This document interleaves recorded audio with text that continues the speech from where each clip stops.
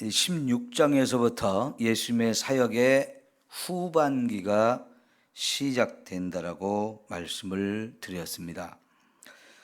여러분 15장 마지막 절을 보면 칠병이어의 사건이 끝나고 나서 예수님과 제자들이 배를 타고 마가단 지경으로 가셨다 그랬는데, 이 마가단은 갈릴리 바다의 서남쪽입니다.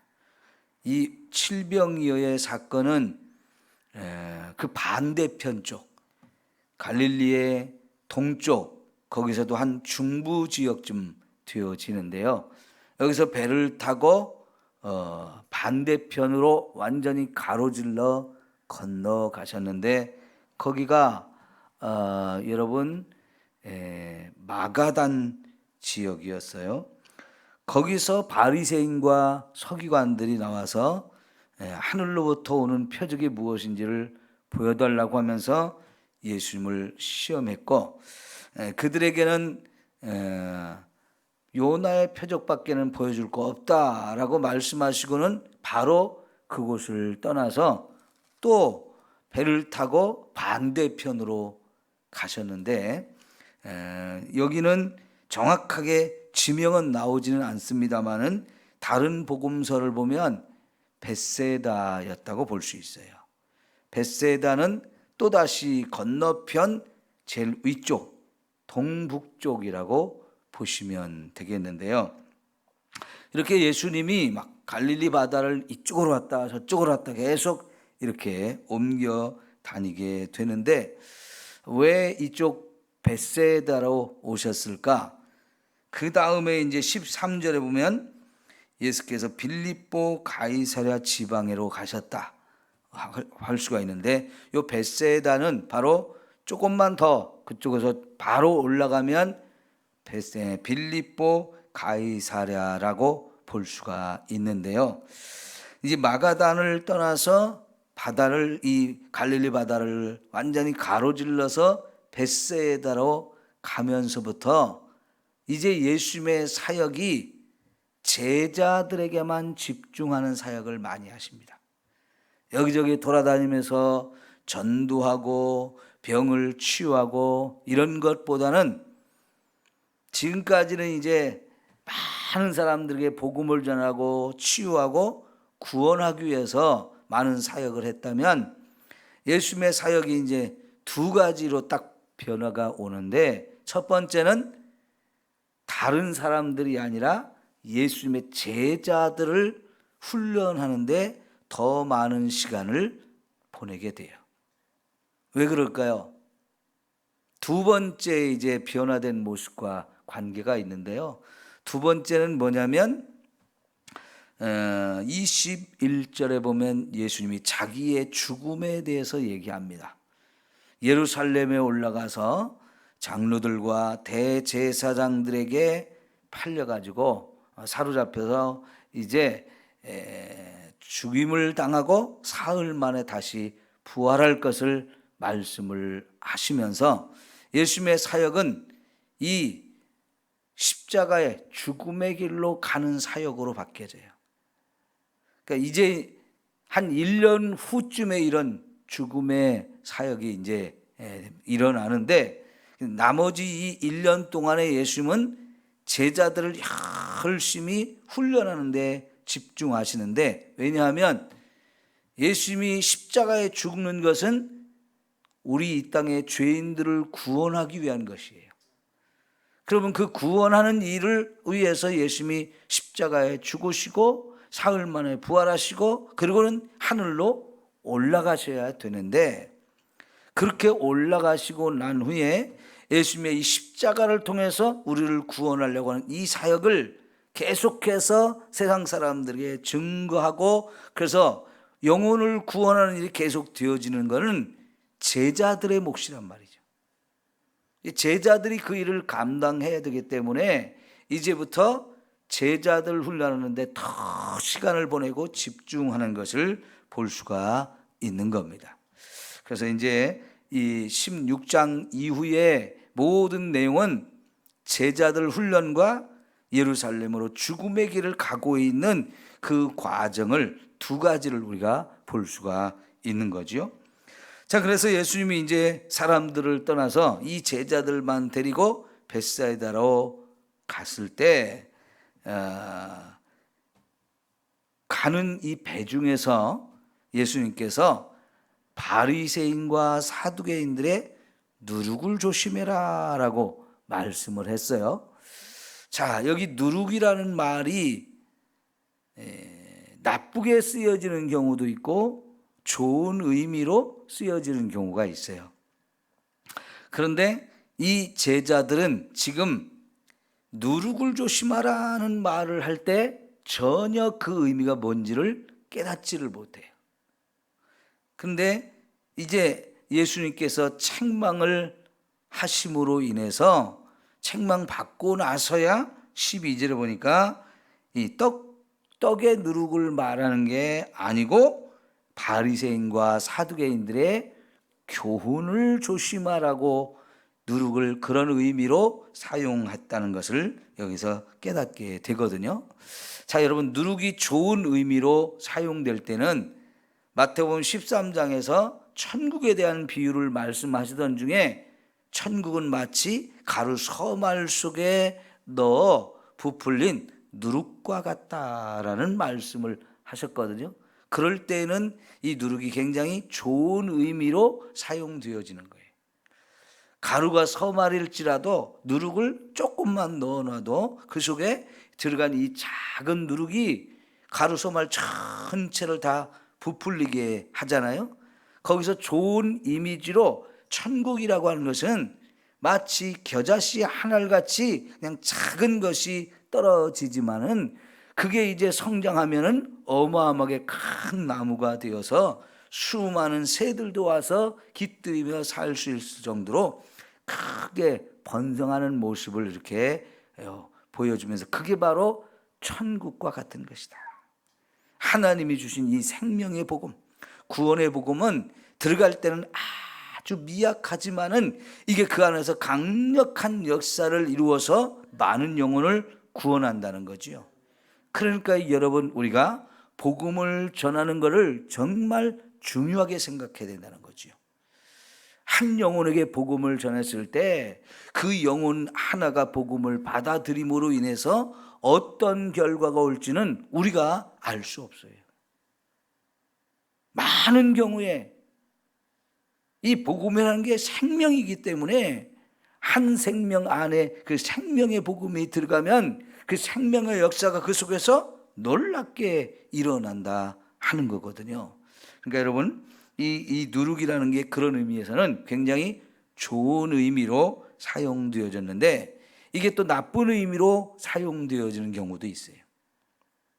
그건 뭐냐면 여러분, 출애굽기에서 12장 13장에 유월절에 대한 제정을 하나님이 처음 말씀하시면서 유월절이 되면 누룩을 넣지 않은 빵을 먹어야 된다라고 말씀하셔요.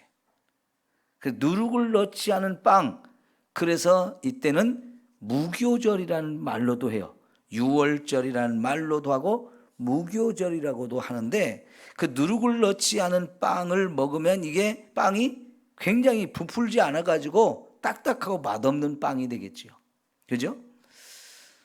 그러면 거기서 누룩을 빼라고 말씀을 하시거든요. 일주일 내내 누룩 없는 맛없는 빵을 먹어야 되는데 여기서 누룩이 어떤 의미겠어요? 좋지 않은 의미란 말이죠. 이거는 뭐냐면 저와 여러분의 죄를 상징하는 단어이고 그 누룩이라는 걸 죄를 완전히 우리 삶 속에서 없애야 된다는 얘기예요.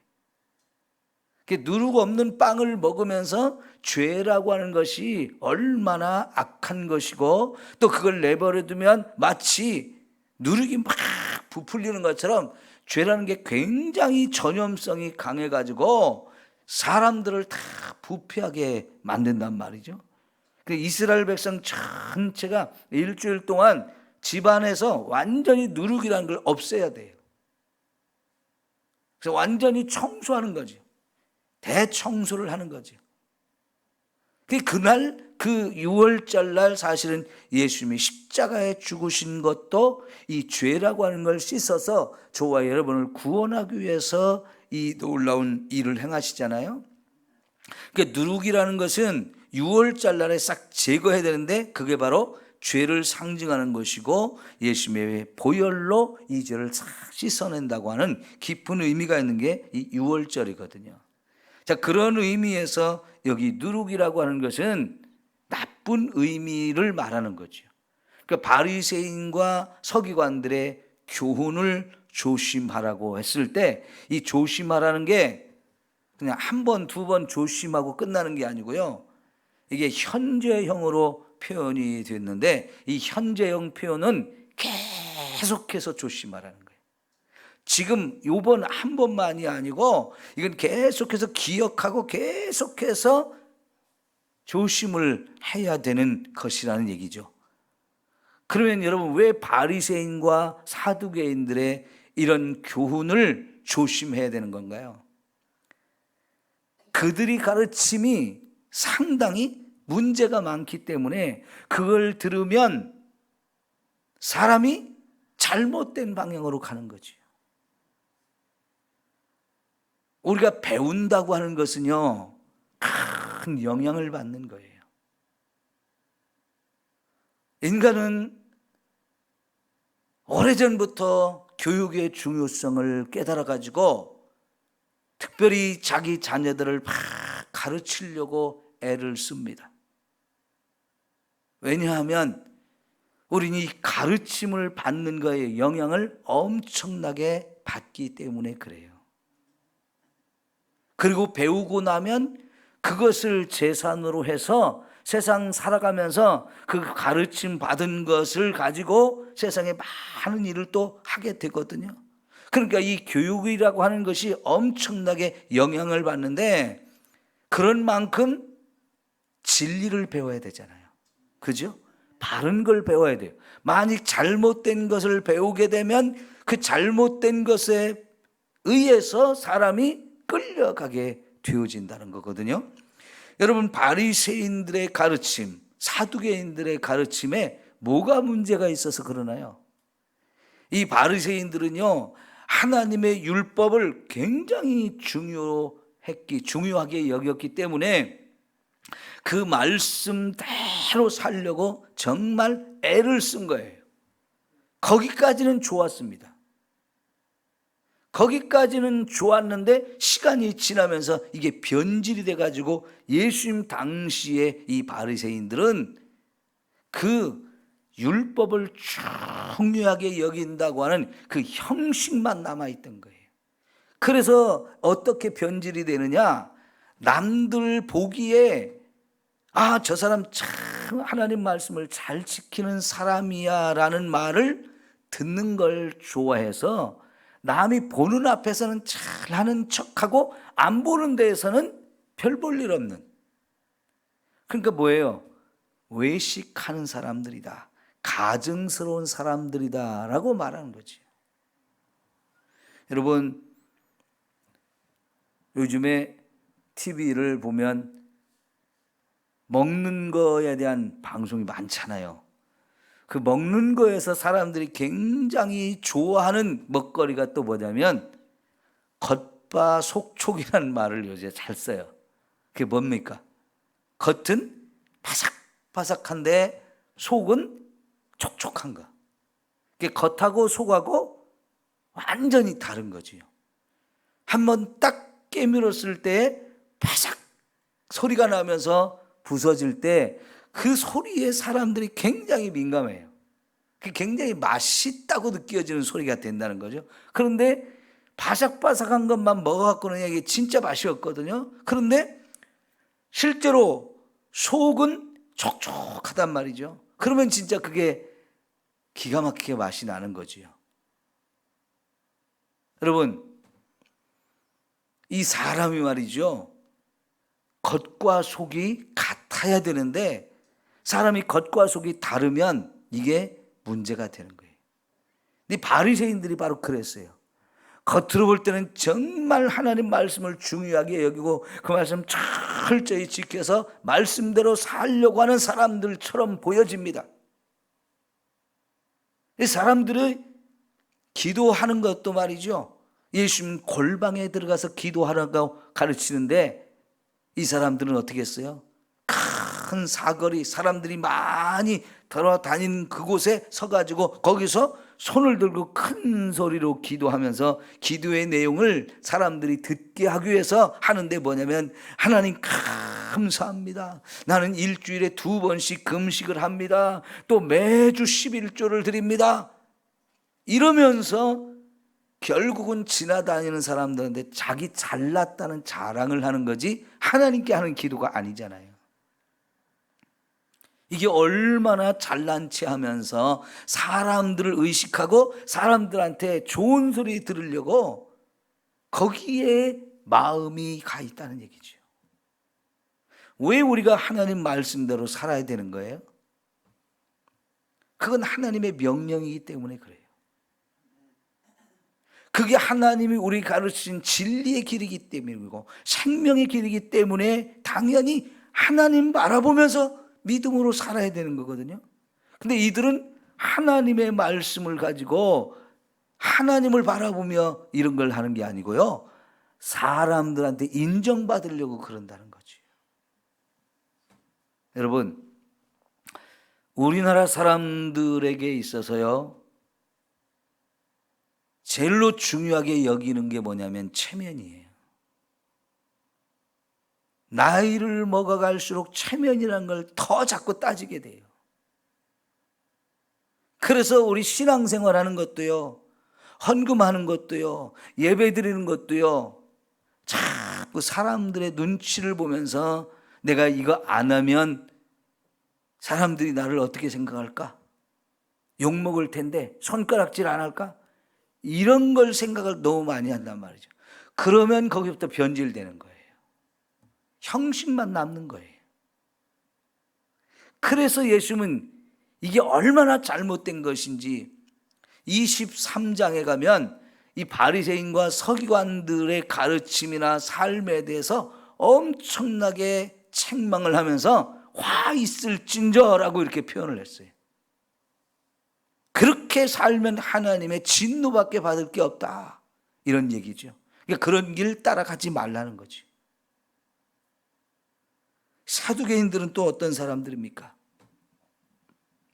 하나님께서 그들의 조상 사독이라는 사람을 다윗과 솔로몬 시대에 대제사장 자리에 앉게 해주면서 그게 세습이 되어서 이 가문 사람들이 지금까지 대제사장 직분을 계속 유지할 수 있었는데요, 중간에 페르시아에서 헬라로 바뀌고 헬라가 또 망하고 로마가 유대인들을 지배하는 이런 상황들이 계속되면서 자기들의 대제사장 직분을 갖기가 어려운 상황이 되어지니까 이제 자꾸 인간적인 생각으로 이 대제사장 직분을 자꾸 욕심을 내는 거예요. 그러기 위해서 헬라 사람들이 오면 그들과 하나가 되고 로마 사람들이 오면 또 그들과 하나가 되면서 계속 나라가 어떻게 되든지 민족이 어떻게 되든지 상관없이 자기들의 이 기득권, 대제사장 직분 자리를 유지하기 위해서 이 나라를 빼앗아가고 나라를 식민 통치하는 사람들한테 잘 보여가지고 그들과 결탁을 해서 이 대제사장 직분을 계속 유지하고 그리고는 그걸 이용해서 돈을 긁어 모아서 부자로 권력까지 누리며 살고자 하는 이 욕심에 변질되기 시작해서 하나님 말씀을 무시해버리는 거예요. 하나님 말씀보다 항상 돈이 우선이고 권력이 우선이에요. 이거는 바로 현재의 삶을 너무너무 중요하게 생각하면서 미래를 보지 않기 때문에 그래요. 그들은 내세도 없고 천국도 없고 부활도 없다라고 생각을 했거든요. 대제사장들이 그런 모습이니 여러분, 이게 어떻게 되겠어요? 그들의 가르침을 받으면, 바리새인들의 가르침을 받으면 이 다 엉터리가 되는 거죠. 그러니까 예수님은 제자들에게, 다른 사람은 몰라도 예수님의 제자들은 이런 걸 잘 분별하고 절대로 그런 거 따라가지 말아야 된다, 이 얘기를 하시는 거예요. 여러분, 예를 들어서 예수님이 이 바리새인과 사두개인들의 누룩을 조심하라, 그러니까 이 누룩이 떡으로 생각을 하고요, 자기들이 떡을 안 가져온 것 때문에 염려하잖아요. 이 예수님이 가르치는 말씀을 여전히 깨닫지 못하고 있는 제자들의 모습을 볼 때 예수님이 정말 속상하기도 하고 마음이 안타깝기도 해요. 그래서 왜 이렇게 믿음이 적으냐 하면서 믿음이 적은 자들아 라고 말씀하셔요. 이 마태복음에서 믿음이 적은 자들아 라는 표현이 4번 나오는데요, 2번은 먹을 거에 관련됐을 때 말씀하셨고요, 2번은 바다를, 이 배를 타고 바다를 건너가면서 2번 말씀하셨어요. 첫째는 마태복음 6장에서 너희는 무엇을 먹을까 무엇을 마실까 염려하지 말라라고 말씀하시면서 그런 걸 염려하는 자들은 믿음이 적은 자라고 말씀하셨어요. 근데 오늘 말씀에서도 이 먹을 걸 가지고 오지 못한 것을 예수님이 지금 책망하나 보다라고 잘못 생각하고 있는 이 사람들, 믿음이 없을 때 깨닫지 못하는 그 사람들을 믿음이 적은 자들이라고 말씀합니다. 바다를 건너갈 때 풍랑이 일어가지고 막 물결이 막 심하게 요동쳐가지고 배 위로 막 물이 들어오면서 죽을 지경이 되었을 때 그 두려워하는 마음, 그때도 예수님이 믿음이 적은 자들아 책망하고요, 바다 위를 건너갈 때 풍랑이 또 일어나서 막 제자들 힘들 때 예수님이 바다 위를 걸어서 오셨죠. 그때 베드로가 자기도 걷고 싶다고, 그래서 걸어라 그랬더니 걷다가 물결을 보면서 막 두려워가지고 빠질 때 예수님이 믿음이 적은 자라 이렇게 말씀하셔요. 깨닫지 못할 때, 염려할 때, 이럴 때 바로 믿음이 적은 자라고 말씀을 하시는데, 지금도 역시 먹을 것과 깨닫지 못하는 이 상황을 보고 먹을 걸 염려하면 이 어리석은 사람들, 이게 믿음이 적기 때문에 염려한다는 거죠.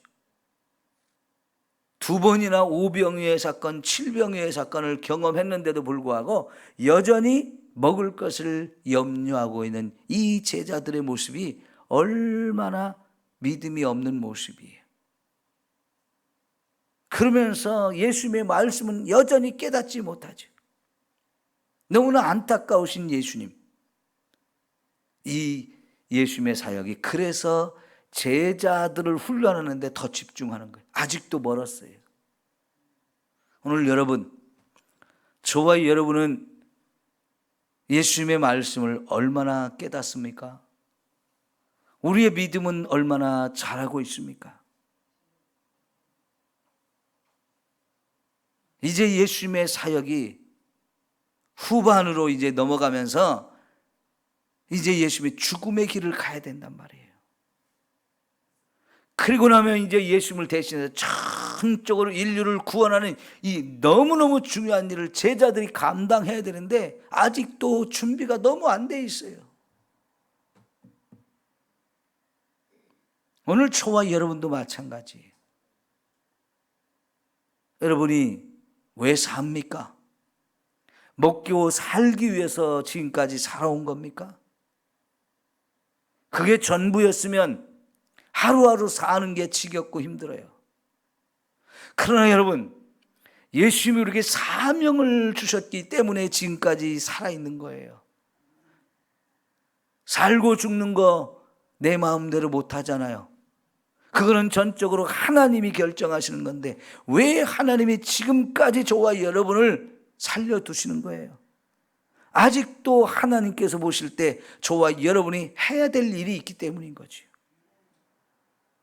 그것을 위해 살 때요, 나이가 문제가 아니에요. 돈이 있고 없고가 문제가 아니에요. 먹을 것이 있고 없고가 문제가 아니에요. 내 육신이 병들고 힘이 있느냐 없느냐 이런 게 문제가 아니에요. 사명은 그런 것과 상관없이 주님이 부르시는 날까지 감당해야 되는 일이에요. 이 사명을 위해서 필요한 것은 믿음이고요, 하나님 말씀을 깨닫고 그 말씀을 따라 살면서 아직도 어둠 가운데 살고 있는, 죽음의 멸망의 길로 가고 있는 영혼들에게 복음을 전해서 한 영혼이라도 더 구원하고자 하는 이 열정이 우리 속에서 식어지지 않아야 되거든요. 예수님은 이제 제자들에게 그런 쪽의 가르침을 자꾸 베푸셔서 예수님이 가는 길이 뭔지, 제자들이 이제 따라오면서 해야 될 일이 뭔지, 왜 우리가 이 복음을 위해서 살아야 되는지를 더 집중해서 가르치거든요.